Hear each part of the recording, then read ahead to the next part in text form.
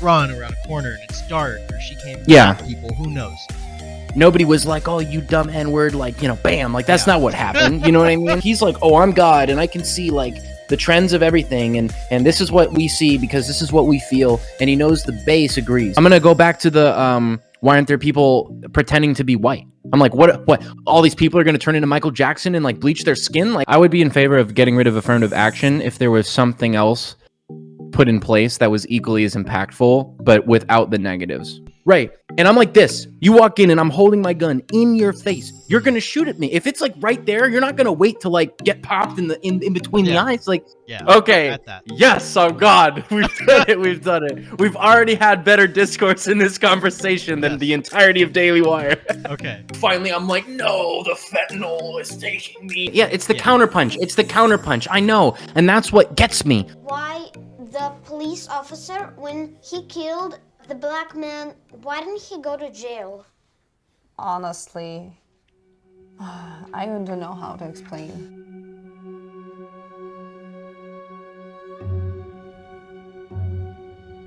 If white parents don't start having these conversations, I think things are going to get worse. Why are the police treating people differently? The very opening question is ridiculous.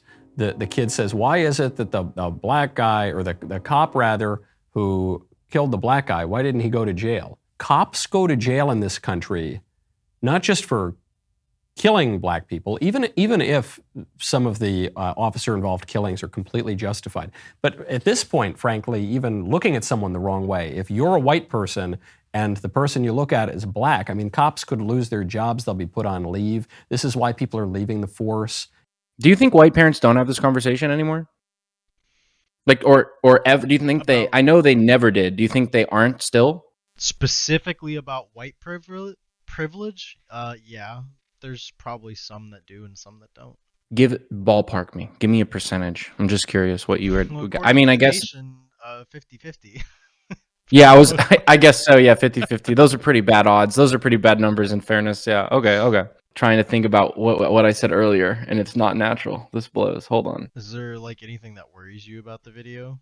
About this video? Yeah. I don't want to talk about the narrative thing. Although actually I will. I guess, yeah, you're like, part of the problem is that these political pundits, they all have these narratives that are hinged upon a bunch of things that are technically true.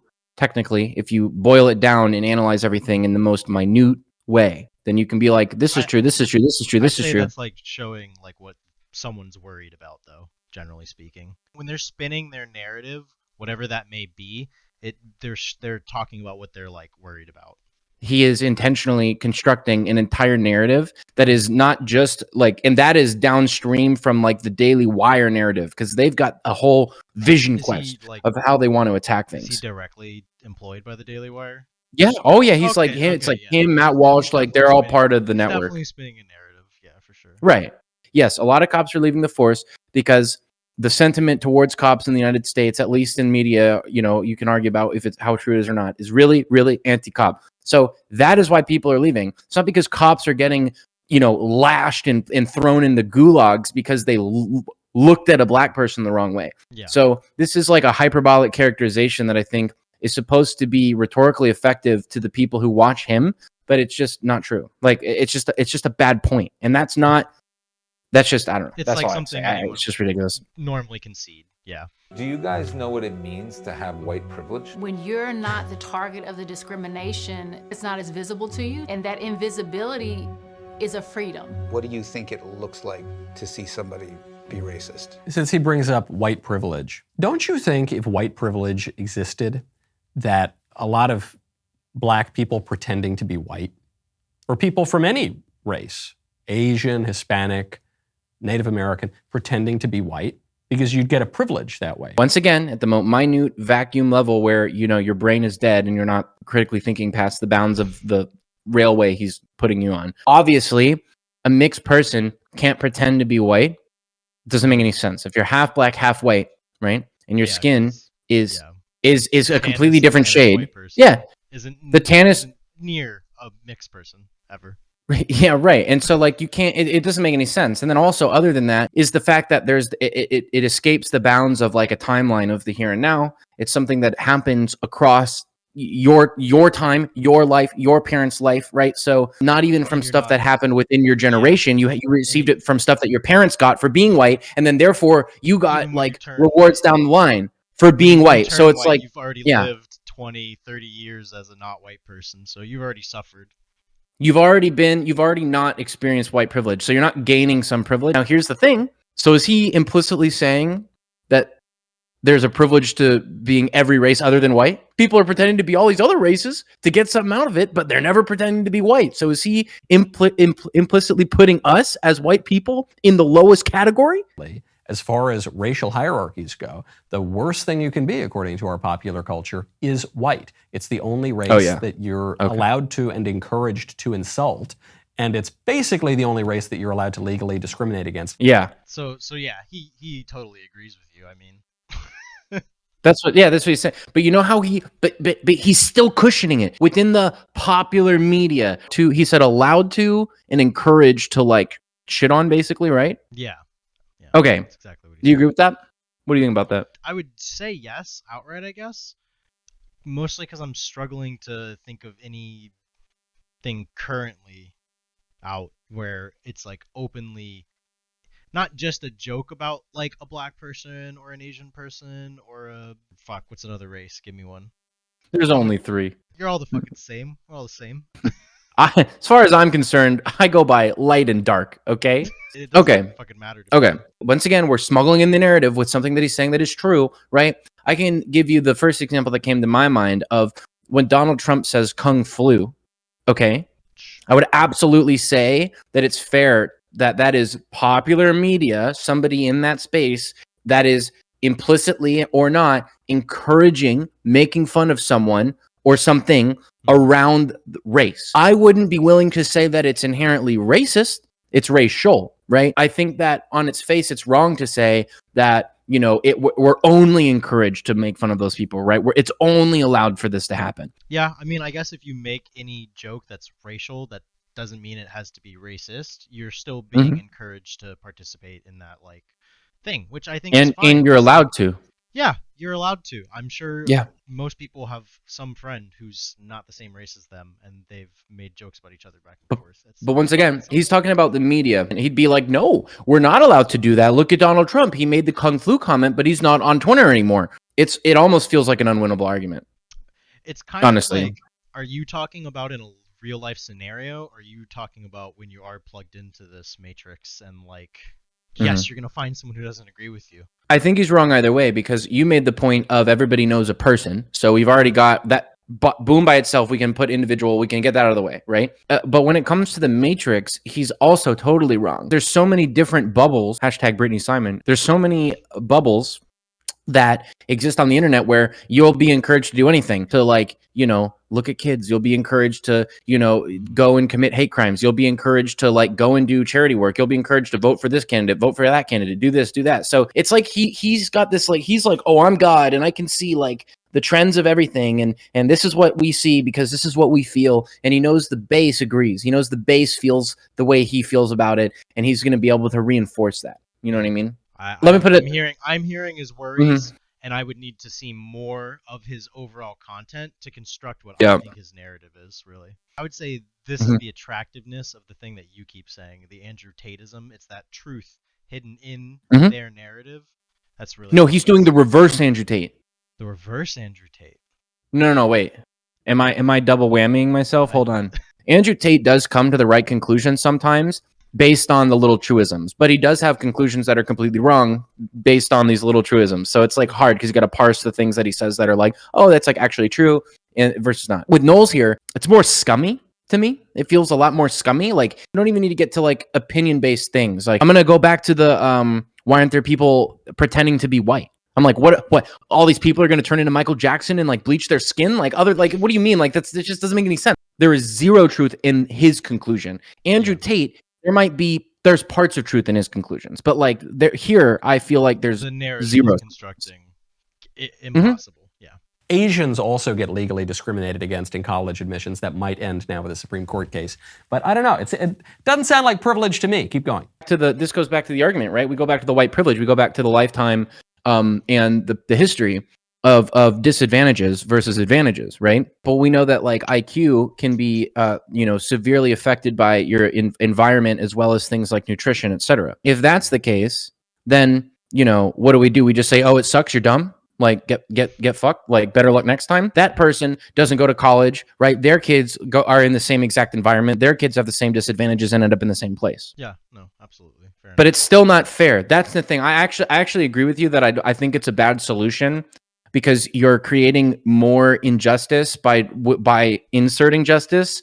So it seems like a weird little juggling game. I agree with you, but when we look but- at the stats, Mhm. it's gonna absolutely come across as like, well, wait, why the fuck are we doing this? yeah, when you look at the number and you're like, this Asian kid is like twice the student. Well, no, and that number develops over time though. Like when they put that law in, Mhm. like, okay, we need to equal this out. But then after a while, you start looking at it, and then you're gonna find out exactly which groups are performing in which ways, Mhm. as far as we view Yeah. education, and then it's gonna show the injustice of that choice being made, and then people are gonna be Mhm. upset about the number interpretation, Yeah. no matter what. Yeah, of course. I would be in favor of getting rid of affirmative action if there was something else put in place that was equally as impactful, but without the negatives or the same negatives. Because I don't like the idea of punishing other races Mhm. for the fact that one race is disadvantaged. It's like we can't just keep throwing rocks at each other. You know what I mean? It's just dumb. It's just dumb. But It's illegal to have an attorney. whoa, no. Breonna Taylor was a pretty significant figure in a major drug operation that involved killing. She was hanging around with a ton of criminals. And actually, when the police executed a totally proper search warrant on her apartment, it was her criminal boyfriend who was shooting at the cops who started the whole fight. So the Breonna Taylor thing is just complete nonsense. Okay, my and this is where Michael and I would agree, maybe, and maybe people will disagree. I don't think it's fair to call Breonna Taylor, her death, a result of white racism or police racism. I think that's absolutely ridiculous, because if I'm being charitable towards the boyfriend shooting at the cops, and I'm like, look, it was an intense situation, right? He didn't know they were cops. Of course he's going to shoot at them. I don't blame him for doing that, right? Yep. Well, on the flip side, you are a cop, you go into somebody's house who's a violent criminal, for sure with a gun, and they start shooting at you first, or it doesn't even matter if he's pointing a gun. If I'm a felon and I have a warrant out and you're a cop right now, okay? Yeah. And you come into my house, right? And Where you are open you? up We're and tracing you I'm right like now. this. Right. And I'm like this. You walk in and I'm holding my gun in your face. You're going to shoot at me. If it's like right there, you're not going to wait to like get popped in between the eyes. Like, and so my whole problem is, obviously things went wrong and people started shooting, and Breonna Taylor got caught in the crossfire. She got caught in the crossfire. That wasn't like you, or at the end of the you day, dumb. that situation's going on, and maybe she tried to run around a corner and it's dark, or she came Yeah. at people. Who knows? Nobody was like, oh, you dumb N-word, like, bam. Like, that's Yeah. not what happened. You know what I mean? It's like, that's not what happened. Like, Exactly. it's just so, It's just anyway. tragic. That's all it was. It is, yeah. Michael Knowles is not as terrible as we're being, because he's like, basically he's like, she hangs out with criminals, fuck her. Like, that's basically like kind of what he sounds like. You know what I mean? It's anyway. Don't worry, we're gonna get to the better part soon. So he definitely sounds like that. Oh, I 100%. Yeah. It's a little Yeah. scummy. Some white parents would, I teach my child to treat everyone equally, to treat everyone fairly, and that's inadequate. It is not enough. It's not Children, enough. whether you've taught them You to gotta be mean hate or white not, people. are making sense of That's the world the only around way. them. Something that in the video he was watching that I disagreed with, white people teaching their kids about this stuff is inadequate. I used to think, or like, you can't just tell your kid to like not treat them differently, or even if you raise them to do that way. Yeah, I used to that's think wild. that was That's not wild. true. No, I don't think so.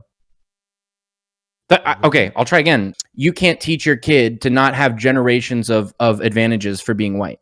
You can't teach your kid to like act in a way where other people won't treat them differently because they're white, right? You can't treat your kid like this. This is what I'm trying to say. There's all these things, and also, didn't we agree that people can only know certain things based on their own experiences? Yep. Then it will never be enough for your parent alone to teach you anything adequately, because they only have their own experiences. Mm-hmm.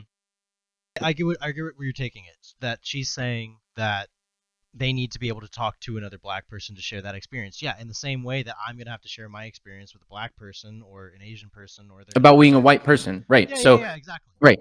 Yep. So you agree with her? Yes, I agree with her. Okay. Woo! We got one. Okay. I agree with her that it's inadequate and that his dig is fucking stupid.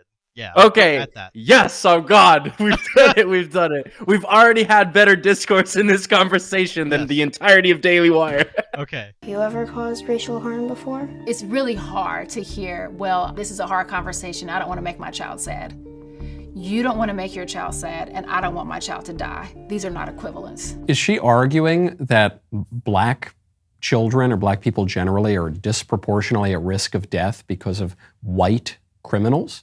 Is that the argument, or white racist cops or whatever? Because that's just complete fiction. That is not borne out in any way by crime statistics. That he's actually kind of right about this, and I will take a dig at her, because the narrative that being a black person, you can't even walk outside because there's some like hooded KKK figure ready to pop you. Yeah. That's not true. Most people are relatively the same in terms of their safety when they're in the same situations for the most part. It is a little bit disingenuous to try to say that black people in the United States need to be in fear of white people like coming after them and killing them because they're all like all this racist violence. Like that is wrong. This is another talking point that like you hear all the goddamn time, but like people are killed by the people that are around them.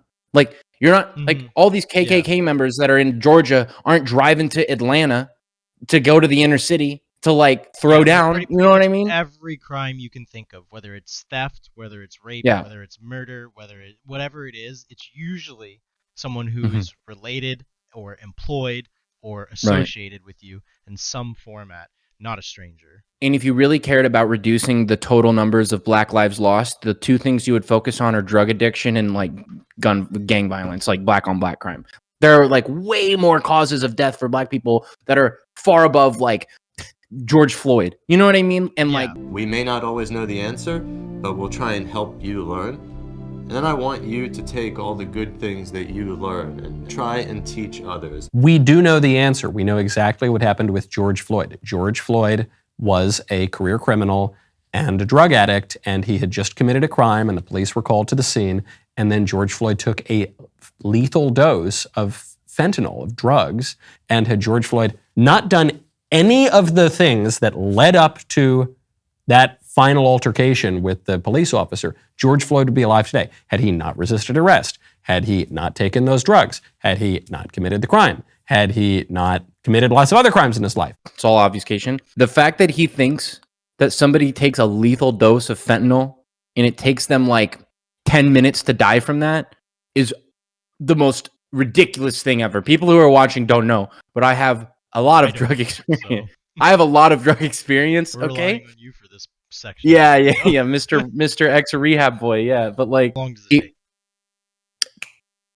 take? How long? Not like literally like die. That whenever you OD on an opiate and die, you literally go and you nod out and then you're just done. Like there's not this 9 minutes of me being all awake while I'm like ODing on fentanyl until like finally I'm like, no, the fentanyl is taking me. It's not like that. It's like I take this, I'm going to OD on fentanyl. I take it, I just nod out, and then my entire system just shuts down. Like my heart stops beating. So basically like, he didn't take a lethal dose.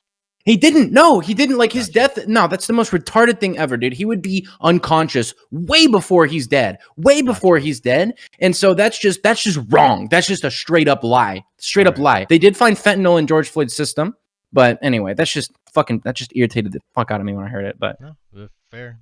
I can't believe that people believe that, like, you know, a cop who's killed someone doesn't feel bad for killing them, or... You think Derek Chauvin feels bad? I'm sure he feels a little bad. Yeah. Fair. I don't know. I was just curious, like what your intuition would say. I know that's just a hope. Unless he's a sociopath. I don't know. Unless he's like literally a sociopath. I don't know anything about the dude. So.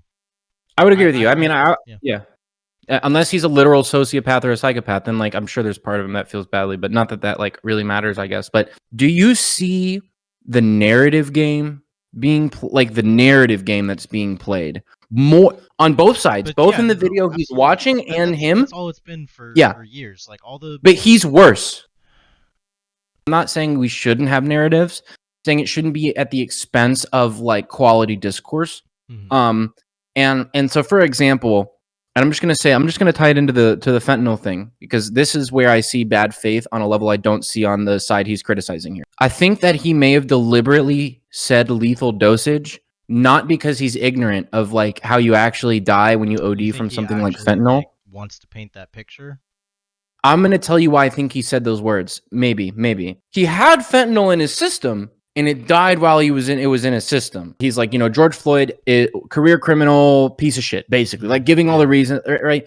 Nobody's confused that crime is wrong. Nobody is confused that you shouldn't do fentanyl. That's not the I think he might be doing that because of the amount of like attention and fame and martyrdom that George Floyd got. And like there's a statue to him. Yeah, It's he's like, counter-narrative. Yeah, it's the counterpunch. It's the counterpunch. I know. And that's what gets me. There was a poll, because I do subscribe to the Daily Wire, because I got to see what's going on over in Tennessee, okay? There was a poll they put out on the YouTube community page that said, what is your like political party identity or whatever? Are you Democrat or Republican, independent, or like, I don't give a shit. And it literally was 99% Republican. These are the people who talk about echo chambers. Yeah. These are the people that talk about indoctrinating your kids and groomers and universities. And you know what? I probably agree with like certain things here and there about all that. And if what you were upset about from the platforms that you got kicked off of was that you couldn't have general discourse, why are you creating the exact opposite space? Why not create the space that supposedly we're both agreeing needs to be made, which is the let's have discourse space? I think the Republicans are simultaneously reaping the rewards of appearing as the group that wants quality discourse compared to the left. They get the benefit of that optic thing. But if you actually having cancel is cancel, but they don't do it. They're all talk, all bark no bite, all bark no bite. And then the leftists are all bite no bark. I don't know. Like it's just like I don't know. That's actually a good. No, it is right. Yeah. Yeah, like the right's all bark no bite, and the left's all bite no bark. Like anyway, it's fucking interesting. But I don't know. I don't have much to say. Anybody watching the video, you should definitely comment and talk shit, because we will be in that comment section, motherfucker. So we will.